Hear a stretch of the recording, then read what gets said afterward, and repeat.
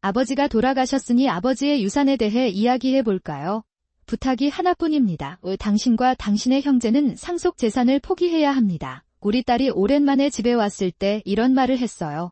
하지만 그 사람들은 나를 그들의 어머니로 생각하지 않는 것 같아요. 예전에도 그랬을지 모르지만 아버지의 마지막 파트너는 어머니가 아니라 아버지보다 20살 어린 여자였습니다. 유산을 찾고 있는 누스트입니다. 좋아요.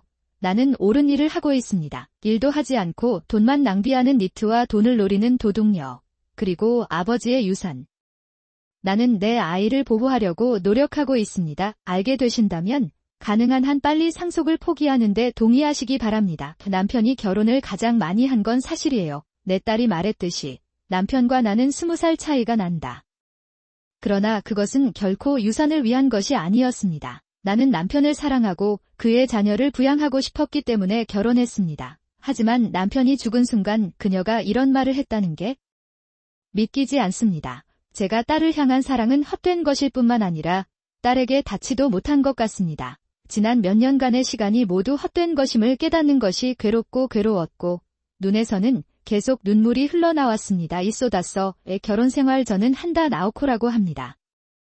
현재 저는 주부입니다. 제가 현재라고 말한 이유는 결혼과 동시에 직장을 그만두었기 때문입니다. 내 남편 다이스케는 나보다 거의 20살이나 나이가 많습니다. 게다가 그는 호랍이었고 이미 2명의 자녀를 두었습니다. 제가 부모님 집에 가서 결혼 축하 인사를 드렸을 때 부모님께서 저의 결혼을 강하게 반대하셨습니다. 그럼에도 불구하고 결국에는 다이스케가 인간으로서 얼마나 좋은지 깨닫게 됩니다. 나는 지금 부모님과 좋은 관계를 갖고 있습니다. 어느 레스토랑에서 다이스케를 만났습니다. 다이스케가 운영하는 식당이었는데 거의 매일 갔어요. 그땐 요리를 거의 해본 적도 없었지만 점심으로 인스턴트 음식이나 편의점을 먹기 싫었고 매일 점심시간이면 여기저기 맛집을 찾아다닌다. 그러던 중 다이스케의 구내식당을 찾아 먹어보니 내 취향이 너무 다르다는 걸 깨달았다. 워낙 실력이 좋으셔서 단골 손님이 되셨습니다. 다이스케 식당의 위치 탓인지 점심시간 손님은 대부분 직장인이다. 게다가 모두 노인들이다. 그래서 다이스케에게도 매일 젊은 여성이 혼자 오는 경우는 드물다. 분명히 그랬습니다. 그래서 어느새 얼굴이 생각나고 항상 고맙다는 말을 하더군요. 우리는 청구서를 지불하면서 조금 이야기를 시작했습니다. 그 후에도 계속 같은 방식으로 매장을 방문했고 여름이 되자 다이스케의 2 자녀가 매장 일을 돕기 시작했습니다. 나는 만났다. 당시 형 요스케는 고등학생이었고 여동생 모에미는 중학생이었습니다. 그는 바쁜 점심시간에만 매장에 와서 주문을 받고 음식을 서빙했습니다. 나는 2 사람 모두에게 금세 알아보았고 우리는 잡담을 나누기 시작했습니다. 특히 요스케가 대학 입시를 앞두고 있었기 때문에 가게가 비어있을 때 공부도 가르쳐요. 이 때문에 다이스케는 아이들에게 문제를 일으킨 것에 대해 사과한다. 그들은 훌륭한 서비스를 제공했습니다. 하지만 요스케는 공부는 할 수 있을 것 같다. 그러므로 힌트를 주면 바로 이해해주기 때문에 제 입장에서는 몇 마디 조언도 해주고 맛있는 음식도 받아가면 좋을 것 같아요. 이로써 나는 다이스케 가문과의 관계가 깊어졌고 요스케의 어머니, 다이스케의 어머니와도 친구가 되었다. 그의 전 부인은 몇 년 전에 세상을 떠났습니다. 그녀는 또한 아이들이 어머니를 필요로 하는 것과 같은 사적인 문제에 대해서도 배웁니다. 큰일일지도 모르지만 다이스케와 아이들을 응원하고 싶습니다. 나도 모르게 그런 생각이 들기 시작했다. 이처럼 내가 이 식당에 온 이유는 맛있는 음식뿐만 아니라 다이스케를 공격하기 위해서이기도 하다. 도 추가되었으며 이것이 오늘날 우리가 가지고 있는 것입니다. 그런데 처음 결혼을 결심했을 때 저는 큰 오해를 했어요. 나는 많은 일을 하고 있었습니다. 이미 다이스케뿐만 아니라 아이들에게도 나를 인정받고 있다는 뜻이다. 그는 자만했다. 우리가 결혼한 후 나에 대한 모에미의 태도는 확연히 달라졌습니다. 엄마랑 같이 놀지 마세요. 모에미는 거절할 때마다 그렇게 말했다.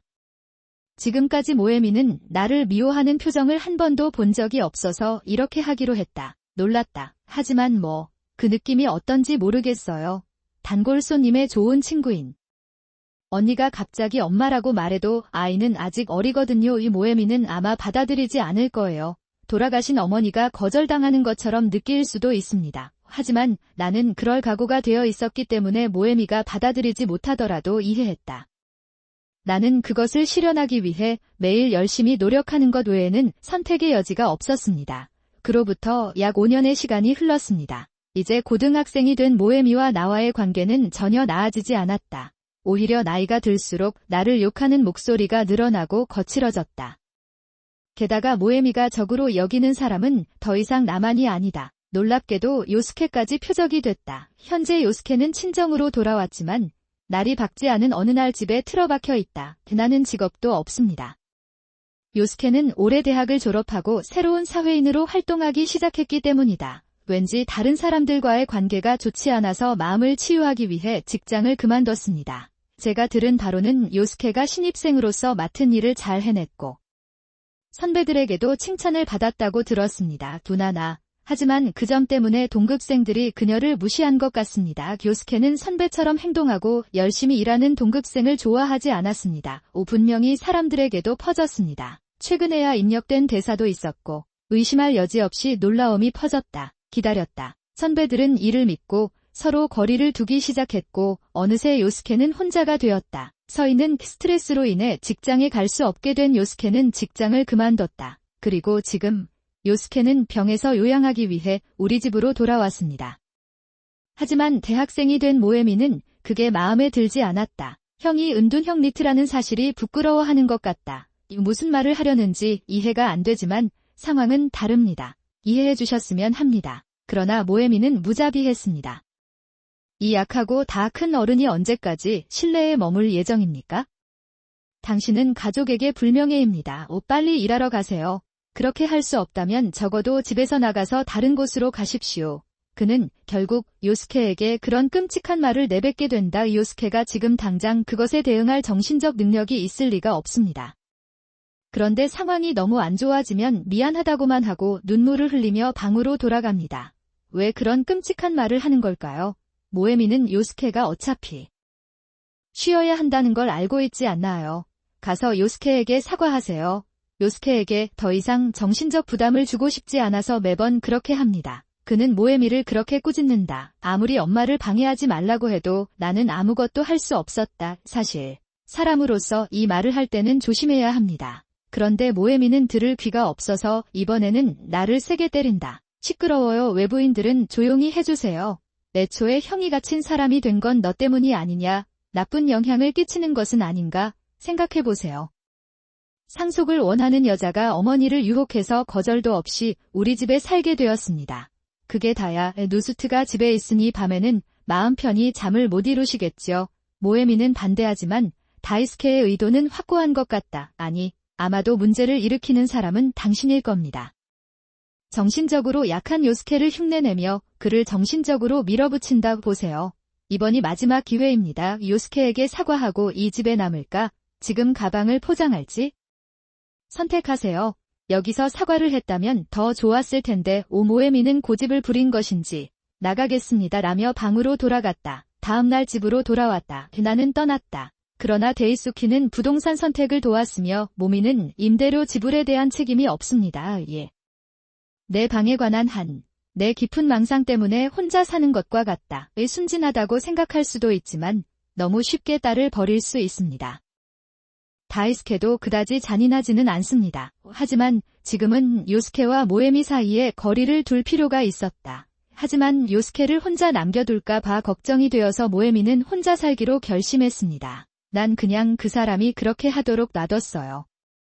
실제로 이날 이후 요스케의 상태는 점차 호전됐다. 이야기를 나누다가 웃음이 나기 시작했고 무엇보다 뭔가를 해야겠다는 의욕이 생겼습니다. 그렇게 되어버린 것 같습니다. 이전에는 방에서 거의 나가지 않았고 좋아하는 일에도 무기력했다. 그런데 최근에는 산책을 하겠다고 나가기 시작했다. 분명히 의사는 나에게 햇볕을 쬐고 운동을 하라고 했지만 그게 전부였다. 인체가 어떻게 회복되는지 놀랍습니다. 게다가 정신 상태도 좋아졌어요. 누군가에게 화를 내는 것은 육체적으로나 정신적으로 지치는 일입니다. 그것이 사라진 지금은 아주 다릅니다. 모에미는 혼자 살면서 삶이 얼마나 힘든지 알게 되자 요스케에게 더욱 엄격해진다. 그것은 사라져야 합니다. 요스케의 건강이 계속 좋아지고 모에미가 그의 가족이 얼마나 고마운지 깨닫기를 바랍니다. 아니, 나는 생각했다. 그렇게 한다면 반드시 멋진 가족이 될 것입니다. 그러나 그러한 희망을 무너뜨린 듯 새로운 불행이 찾아온다. 모에미가 혼자 살기 시작하고 셋이서 동거를 시작한 지 반년쯤 됐어요. 그 무렵 다이스케는 병원으로 급히 이송되었습니다. 그날은 가게의 월급날이었고 다이스케와 요스케와 나는 점심을 먹고 있었습니다. 다이스케는 아침부터 머리가 아프다고 얼굴을 찡그린 채 말했다. 그런데 잠이 부족해서 그런 것 같다고 하셔서 괜찮을 거라고 생각했어요. 하지만 좀 쉬면 회복할 수 있을 거라 낙관했습니다. 그러나 도시락을 입에 넣자 다이스케의 미간은 괴로움의 표정으로 깊어졌습니다. 다음과 같이 변경됩니다. 그리고는 알아듣지 못하는 소리를 내더니 머리를 잡고 넘어졌다. 그랬어요. 고통스러워 몸부림치는 다이스케를 봤을 때 나는 머리를 감쌀 수가 없었고 마치 꿈을 꾸는 것 같은 기분이 들었습니다. 나는 이것에 빠진다. 그러나 곧바로 구급차라고 외치는 요스케 덕분에 나는 거기까지 갈 수 있었다. 다이스케는 움직일 수 있었고 병원으로 후송되었고 그곳에서 살아남을 수 있었습니다. 그랬다. 그러나 다이스케가 잃은 것은 엄청납니다. 다이스케를 덮친 병은 뇌출혈이라 불렸지만 그의 항의의 증거로 반신마비를 당했다. 나는 마비되었다. 휠체어를 이용하여 일상생활을 관리할 수 있습니다. 하지만 예전처럼 빨리 움직일 수는 없습니다. 즉, 레스토랑은 더 이상 운영할 수 없습니다. 어려운 결정이었지만 다이스케는 가게를 폐쇄하기로 결정했습니다. 다이스케는 병으로 인해 갑자기 모든 것을 잃었고 한동안 막혔어요. 그것도 어쩔 수 없습니다. 식당은 다이스케의 삶이자 전 부인과의 추억을 간직한 곳이기도 하다. 요스케가 태어날 때까지 두 사람이 함께 가게를 운영하고 있었던 것 같습니다. 그들은 달콤하고 신 음식을 함께 나누어 왔습니다. 이렇게 중요하나니 단지 상속을 위해서만은 아닌 것 같아요. 나는 그것을 부정하지만 그것도 말이 되지 않습니다. 거짓말하지 마세요. 20살 차이가 나는 결혼은 상속 외에 어떤 목적에 도움이 됩니까? 이제 막 대학생이 된 모에미는 자신이 살아온 삶만큼 나이가 들었다. 그들은 아마도 누군가와 결혼한다는 생각을 이해하지 못할 것입니다. 다만 이건 사람마다 연애 취향에 따라 다르겠지만 저는 사랑을 정말 좋아해요. 그것이 내가 하는 일이다오. 하지만 아무리 설명을 해도 모에미는 납득하지 못할 거예요. 모에미는 내가 그녀를 정말 사랑한다는 사실보다 나를 우울하게 만드는 여자이다. 더 중요한 것은 되고자 하는 욕구입니다. 이런 다른 세상이 거의 매일 일어나는데 모에미의 상태가 나아지지 않는 게 안타깝다. 물론 최근에는 나조차도 우울함을 느꼈다. 어느 날 우리 가족 4명이 저녁 식탁에 둘러앉아 있었습니다. 요스케는 밥을 리필했다. 직장을 그만두기 직전. 요스케는 밥도 삼킬 수 없을 정도로 스트레스를 받는다. 흰밥 한 그릇을 비우는 것도 힘든 일이었다. 그 결과 요스케가 집에 돌아왔을 때 볼과 몸이 수척해져 미라와 닮아 있었다. 그런 것 같았어요. 그때를 생각하면 음식이 목으로 넘어가기 시작하면서 요스케는 그런데 점점 상황이 좋아지고 있는 것 같아서 기분이 좋아요. 나는 빨리 낫길 바라라는 생각을 하며 요스케의 그릇에 음식을 조금 넣었다. 외면하고 있었는데 그것도 싫은 사람이 있더군요. 내 동생은 공부를 잘해서 꽤 좋은 대학에 입학했지만 해당 지역에 대해 아는 바가 별로 없습니다. 일하지 않는 자는 먹어야 한다는 말을 아시나요? 밥만 먹고 있는데 예전에는 밥을 안 먹었어요. 모에미는 그렇게 말하고 요스케에게 젓가락을 던진다. 다이스케와 나는 즉시 그에게 참석을 중단하라고 말했지만 그것은 흔한 일이 되었습니다. 아마도 모에미가 움츠러들지 않고 계속해서 요스케를 학대하기 때문일 것이다. 여동생이 너한테 이런 말을 하는데 너는 대답을 안 하는 게 미친 짓이야? 난 그런 배짱이 없어서 고맙다고만 할 텐데 실망했다면 무엇입니까? 쾅이 갑자기 뭔가를 세게 내리치는 듯한 소리가 났다. 그만하라고 말하는 게 들리지 않니? 다이스케가 테이블을 치는 소리였다. 몇 년의 결혼 생활 끝에 다이스케는 주로 모에미를 중심으로 자녀를 키웠습니다. 그는 이전에 그녀를 꾸짖은 적이 있었지만 그녀가 그렇게 공격적으로 변하는 것을 본 것은 이번이 처음이었습니다. 일하지 않는 자는 먹지도 말는 것은 일할 생각이 없는 자는 먹지도 말라는 뜻입니다. 그것이 바로 그 의미입니다. 다이스케는 아까의 상황과는 달리 조용히 중얼거린다. 무엇? 그럼 내가 틀린 말 한 건 아니지. 그것은 아마도 사실이 아닐 것입니다. 다이스케가 일하기 싫은 것이 아니라 지금 일을 할 수 없다는 것입니다. 그렇기 때문에 우리는 음식을 먹고 영양을 섭취해야 합니다. 먹을 수 있으면 마음껏 드세요. 또 모에미 씨는 어머니가 돌아가셨을 때 가족으로서 서로 돕겠다고 약속했어요. 이슬 다이스케는 지금 도움이 필요합니다. 어떻게 그것을 이해할 수 없습니까? 충분한 몇 번을 말해도 이해가 안 되면 어떻게 할 수가 없어요. 이 집에 있는 게 그렇게 싫으면 나가세요. 모에미의 눈이 커졌다. 나와 다이스케도 놀랐다. 잠깐만요. 왜 떠나야 합니까? 이 집에서 문제를 일으키는 건 아마 내가 아니라 내 동생일 것이다. 내가 틀렸어. 당신은 그것에 대해 아무 말도 하지 않았죠. 물건을 잃어버리면 살아남지 못할 수도 있어요. 하지만 나는 여전히 다이스케가 계속해서 행복하게 살았으면 좋겠다. 왜냐하면 그녀는 거동이 불편한 다이스케를 돌보기 위해 열심히 일했습니다. 솔직히 말해서 나보다 20살 많은 사람과 결혼하기로 했을 때 나는 언젠가 그녀를 돌봐야 한다는 사실에 대비하고 있습니다. 조금 더 빨라졌을 뿐입니다. 그래서 이것은 여전히 좋습니다. 훨씬 더 큰 문제가 남아 있습니다. 그것은 금전적인 문제입니다. 지금까지 우리는 다이스케의 가게를 주된 수입원으로 삼아 그 돈으로 생활해 왔습니다. 하지만 이제부터는 예전처럼 살 수 없어요. 돈을 저축해야 해요. 가계금융부를 보면서 이런 생각이 듭니다. 원한다면 소액을 절약할 수 있습니다. 재료와 소모품을 저렴하게 만드는 등전기, 물 등 절약하지만 그보다 더 비싼 것들이 있습니다. 모에미의 집세입니다. 미안하지만 모에미에게 집으로 돌아오라고 부탁할게. 데이수키와 요속도 이에 동의했습니다. 내가 할 수 있는 말은 내 잘못이니까 미안하다는 말뿐이다. 역시 모에미도 이해해주겠지. 아버지가 사과하실 일이 아닙니다. 그리고 기분도 좋아졌어요. 모에미가 무슨 말을 해도 괜찮아요. 그러나 모에미의 반응은 기대와는 달랐다. 왜 다시 돌아가야 하나요? 왜 모에미가 오랜만에 친정에 돌아왔을 때 하는 말에 나는 놀랐다. 만약 제가 쓰러져 일을 할 수 없게 된다면 모에미가 이런 반응을 보이더라도 이해가 될 것입니다. 슬프긴 하지만 그러나 그의 친아버지 다이스케는 많은 어려움을 겪고 있음에도 불구하고 모에미의 협력 의사는 전혀 느껴지지 않습니다. 결국 혼자 사는 것은 나에게 이기적인 것이 아니다. 그런 이유로 나를 쫓아낸 게 아닙니다. 그런데도 그들은 나름대로의 이유로 나에게 다시 전화를 하려고 한다. 너무 편리하지 않나요? 그렇습니까? 우리의 편리함 때문일 수도 있지만 원래는 모에미의 태도에 문제가 있었는데.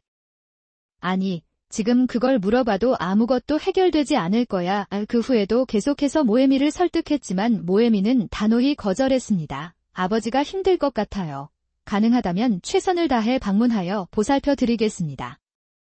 하지만 나는 결코 혼자 사는 것을 포기하지 않을 것이다. 너한테 떠나라고 한 사람이 바로 그 사람이야. 당신이 만든 말에 책임을 져라. 넌 왜 항상 그렇게 이기적인 거야? 요스케도 이번에는 분노를 드러낸다. 사람들이 내 얘기를 하면 좋을 텐데. 아무래도 아버지를 잘 돌보지 않는 모에미를 참을 수 없나 보다. 나는 모에미의 계속되는 무례함에 정말 놀랐다. 어떻게 해야 할지 고민하고 있을 때 다이스케가 휠체어를 타고 다가왔다. 그렇다면 다이스케에게 설득을 부탁해야 할 것 같다. 그렇게 생각하면서 다이스케가 말을 시작하길 기다렸는데 다이스케가 예상치 못한 말을 하더군요. 알았어요. 그런 경우에는 돌아올 필요가 없습니다. 계속해서 임대료를 지불하겠습니다. 당신이 좋아하는 것은 무엇이든 하십시오. 그렇게 말하고 다이스케는 휠체어를 돌려 자신의 방으로 돌아갔다. 역시 나와 모에스케는 놀라움을 감추지 못했다. 나는 다이스케를 따라가며 물었다. 내가 하고 싶은 대로 해도 괜찮은 걸까? 어떤 아이디어가 있나요? 그러자 다이스케가 말했습니다. 괜찮으세요? 당신이 다른 사람에게 한 일은 언젠가 당신에게도 돌아올 것입니다. 그 후로 모에미는 부모님 집으로 돌아오지 않았습니다. 대학을 졸업하고 취업한 뒤에도 나는 계속 혼자 살았다. 취업한 후 역시 벌어온 돈으로 집세를 내기 시작했지만 그동안 가계 예산에 압박을 가했다는 점은 부인할 수 없다. 그러나 다이스케를 돌보는 것은 어려웠고 돈을 아껴야 하는 환경이었는데 모에미가 없어서 스트레스도 덜 받고 꽤 편안한 시간을 보낼 수 있었던 것 같아요. 이렇게 행복한 몇 년을 보낸 어느 날 다이스케는 2차 뇌출혈로 세상을 떠났다. 다이스케의 장례식은 재앙이었습니다. 결혼식은 소수 인원으로 축하할 생각이었지만 모에미는 당황했다. 아버지는 니트족과 유산을 노리는 엉뚱한 여자에게 살해당했습니다. 내가 어렸을 때 재혼을 그만뒀더라면, 내가 회사를 그만두기 전에 형을 설득했다면 아빠의 스트레스가 풀리고 어쩌면 뇌출혈이 아니었을 수도 있다. 그런 것들에 대해 소리치고 행사에 참석한 열차 3대는 깜짝 놀랐다. 한편 경전을 연불하러 온 신하들에게 질문을 하기도 합니다. 평소 조용하던 직원들도 이 때문에 고민하는 표정이다. 그러나 아무도 그런 말도 안 되는 말을 믿지 않았습니다. 당신은 그게 마음에 안 들었죠. 하루 후 모에미는 매우 기분 나쁜 표정으로 그곳을 떠났습니다. 그런 폭력을 보여주면 당분간은 얼굴을 보여드리지 않을 생각이었는데 뜻밖에도 며칠 후 모에미는 부모님 집으로 돌아옵니다. 게다가 그녀는 모르는 남자와 동행했다. 두 가지 이야기가 있습니다. 우선 나는 이 사람과 결혼할 것이다. 솔직히 나는 당신 같은 사회 쓰레기를 내 결혼식에 초대하고 싶지 않습니다. 그의 부모님이 나에게 전화하는 것은 짜증나는 일이다. 그러니 결혼식에 오세요. 글쎄, 당신은 결혼할 만큼 나이가 들었나요? 그건 축복이지만 왜 내가? 사람들을 존경하고 있다고 생각하게 만드는 방식으로 이런 말을 할 수 없습니까? 제가 궁금한 점은 두 가지 이야기가 있다는 것입니다. 다른 하나는 확실합니다. 다른 것은 간단합니다.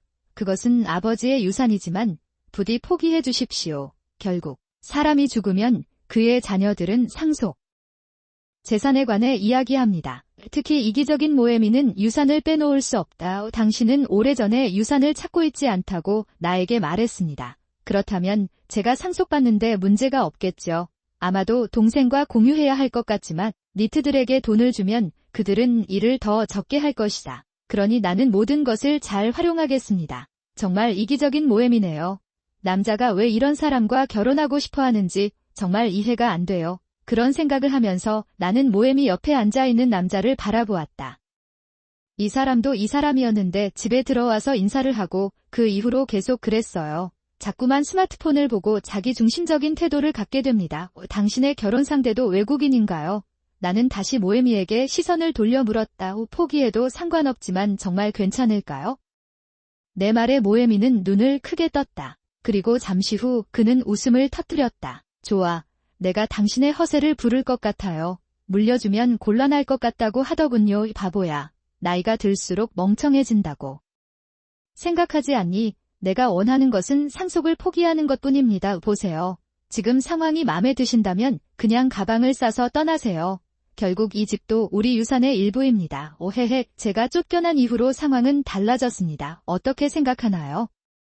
이제 당신은 쫓겨나는 기분이 어떤 것인지 알 것입니다. 모에미는 그렇게 말하고 계속해서 천박하게 웃었다. 그러고 보니 이건 모에미의 복수였지. 그러니 어쩔 수 없는 것 같아요. 이런 식으로 요스케와 나는 다이스케의 유산을 모두 포기했습니다. 며칠 후 우리는 모에미의 결혼식에 참석하기로 결정했습니다. 나는 이것 때문에 정말 긴장했습니다. 결국 결혼식 며칠 전에는 일반적으로 초대장을 받지 못할 것입니다. 아무래도 결혼식 날짜는 한동안 정해져 있었던 것 같다. 아무래도 모에미는 나와 요스케를 초대하지 않고 할 생각이었던 것 같다. 그러나 신랑의 부모님은 이 사실을 막판에 알아차렸습니다. 급하게 좌석을 추가해야 했던 것 같습니다. 체형은 크게 변하지 않아서 다행이에요. 내가 갖고 있던 정장을 입지 못한다면 그는 며칠 안에 필요한 키에 도달하지 못했을 수도 있습니다. 이런 생각을 하며 자리에 앉았고 결혼식이 시작되었습니다. 그냥 평범한 예식이에요. 신랑 신부에 대한 소개와 염색 기술, 친구들의 오락이 있습니다. 다음은 제가 연설할 차례였습니다. 모에미에서 신부엄마로서 부끄럽지 않게 만들어야 한다고 했는데 그렇게 하길 원하신다면 시간을 좀 더 주셨으면 좋겠습니다. 하지만 내가 무슨 말을 할지는 이미 정해져 있다. 방금 소환장을 받았습니다. 그는 평소 대사를 말하면서 연설을 시작했습니다. 그는 모에미를 만난 후 일어난 일과 그들이 때때로 어떻게 싸웠는지 이야기합니다. 실제로는 싸운 적밖에 없는 것 같지만 여기서 그런 말을 하면 무례할 것 같아요. 게다가 전달해야 할 진실도 더 있다. 모에미는 정말 착한 아이예요. 그 아이는 가끔 입이 좀 안 좋은 편이거든요. 그러나 그는 여전히 가족을 돌보고 있습니다. 그 증거는 무엇입니까? 그 소녀가 나와 내 동생 요스케를 구해줬어요. 모에미는 내 말을 듣고 조금 안도한 표정을 짓는다. 아무리 기억이 조작됐다고 해도 연설 내용이 이상하게 느껴졌을 것이다. 모에미의 아버지가 얼마 전 돌아가셨습니다. 하지만 모에미는 남겨진 나와 요스케를 걱정하고 있었다. 그는 아버지의 유산을 모두 진심으로 물려받았습니다. 그렇습니다.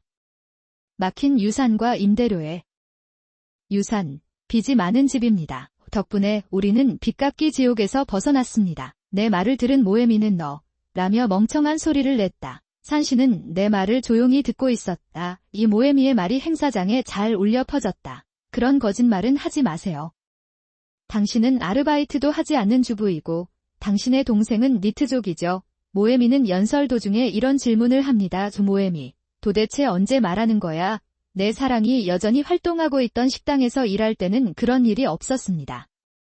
가끔 부모님 집에 돌아갔을 때 부모님이 항상 거기 계셨기 때문입니다. 저는 그냥 집에서 컴퓨터를 보고 있어요.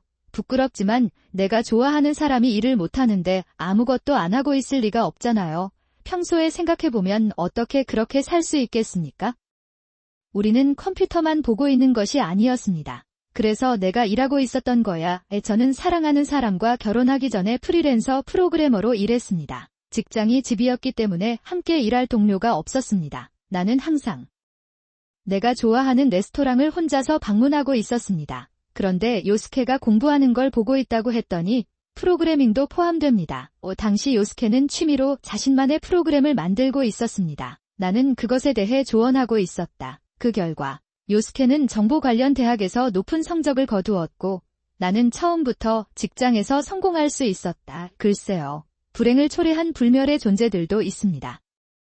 책임이 있는 것은 나나 요스케가 아니다. 내가 좋아하는 사람이 더 이상 일을 할 수 없기 때문에 프리랜서로서의 경험을 살려 다시 일을 시작했습니다. 그리고 당시에는 요스케도 기술력이 좋았기 때문에 나 또한 그와 협력하여 프리랜서로 일할 수 있도록 훈련시켰습니다. 결과적으로 우리는 집에 머물게 됩니다. 사랑하는 사람을 돌보며 일하는 것이 가능해졌습니다. 하지만 덕분에 나는 괜찮은 삶을 살 수 있었다. 훨씬 나중이죠. 왜 특히 모에미가 혼자 사는 것을 멈추지 않는다면요. 왜 내가 이기적이라고 말했을 때 나는 부모님 집을 임대하는 것을 좋아했고 그녀는 지인들에게 돈을 빌리기까지 하며 모에미의 집세와 대학 등록금을 계속해서 지불했다. 그 외에 의료비도 본인이 부담해야 합니다. 원래 구내식당은 그렇게 큰 수익을 내지 못해서는 깜짝할 사이에 내가 아끼던 저축이 다 떨어졌고 상속재산은 빚만 남았습니다. 나는 그에게 한 번 물었다. 그는 왜 모에미의 이기심에 귀를 기울이기 위해 그렇게까지 노력했을까요? 그랬더니 좋아하고 웃으며 대답했어요. 글쎄, 당신은 아이가 원하는 것은 무엇이든 하게 하고 싶겠죠. 그런 노력은 부모만이 할 수 있는 것이 아닐까요? 안 좋은 말이지만 혼자 살고 싶다면 실현될 수 있도록 최선을 다하겠습니다. 그러나 동시에 남을 소중히 여기지 않는 사람은 고통을 받는다는 것을 가르쳐야 합니다. 그게 부모의 역할이기도 해요. 그렇게 말하면서 아키는 자신의 재정 상황을 설명했고 그는 요스케와 나에게 무슨 일이 일어날 경우를 대비해 상속 재산을 포기하라고 지시했습니다. 이에 대한 설명을 마치고 연설을 마치겠습니다. 어쨌든 모에미는 이제부터 힘든 시간을 보낼지도 모릅니다. 그러나 언제든지 신랑님과 함께 힘내서 최선을 다하시길 바라겠습니다. 글쎄, 그게 다야. 바보 같은 소리 하지 마세요. 신랑의 화난 목소리가 홀에 울려 퍼진다.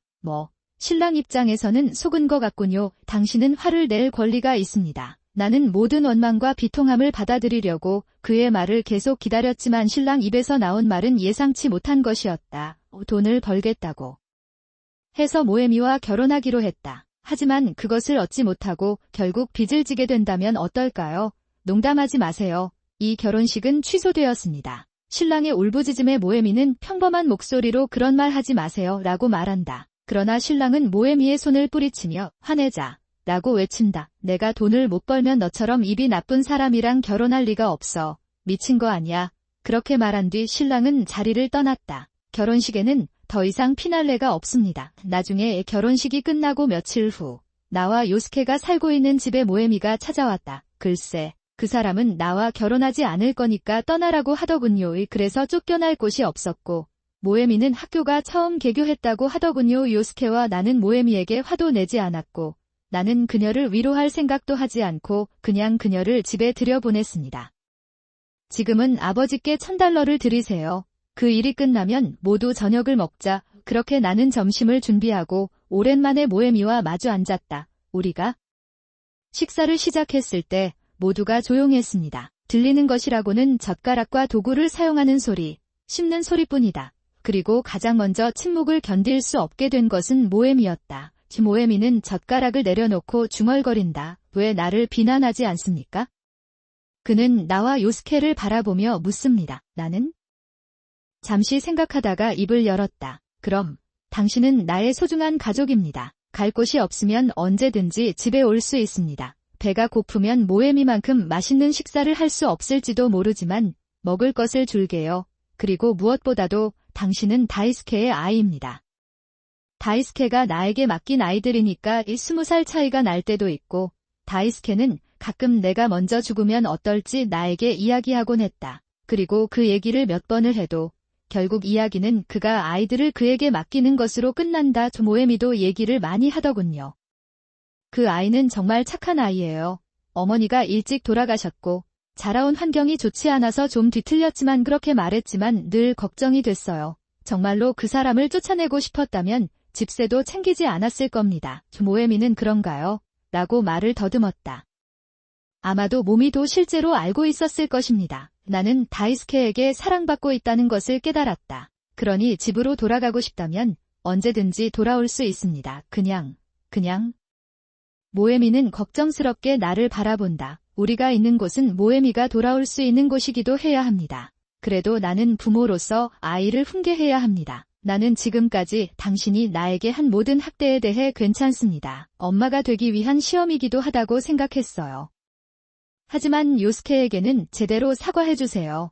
그것이 집으로 돌아가기 위한 조건이다. 내가 그렇게 말하자 모에미는 눈물을 펑펑 흘렸다. 그는 요스케에게 사과하고 정말 미안하다고 말한다. 그 말이 끝나자 모에미는 댐이 봉쇄된 듯 울기 시작했다. 그는 우리에게 미안하다고 계속해서 말했습니다. 그 후 우리는 다시 가족으로서 걷기 시작했습니다. 요스케와 저는 계속해서 프리랜서로 일했습니다. 모에미는 결혼과 동시에 직장을 그만뒀던 것 같은데 그는 새로운 출발을 하여 다이스케가 문을 닫은 구내식당을 재건하기 위해 매일 열심히 일하고 있습니다.